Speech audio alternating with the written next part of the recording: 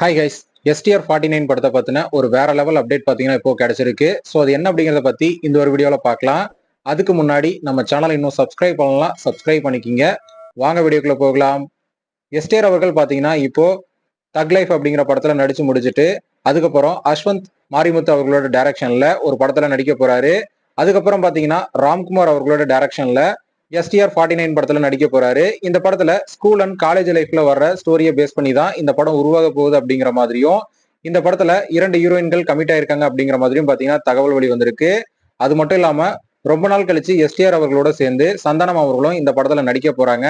இந்த நிலையில இந்த படத்துல சென்சேஷனல் ஹீரோயினான கையாடூர் லோகல் பாத்தீங்கன்னா இந்த படத்துல நடிக்க போறாங்க அப்படிங்கிற ஒரு அபிஷியலான அனௌன்ஸ்மெண்ட் வெளிவந்திருக்கு.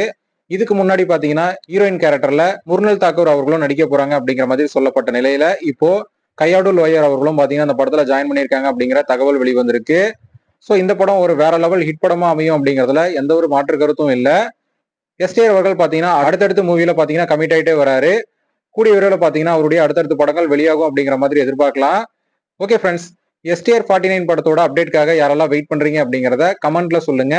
இந்த வீடியோ பிடிச்சிருந்தா லைக் பண்ணுங்க, ஷேர் பண்ணுங்க. இது போன்ற சினிமா செய்திகளை தெரிந்து கொள்ள நம்ம சேனலை சப்ஸ்கிரைப் பண்ணி சப்போர்ட் பண்ணுங்க. அடுத்த ஒரு வீடியோல பார்க்கலாம்.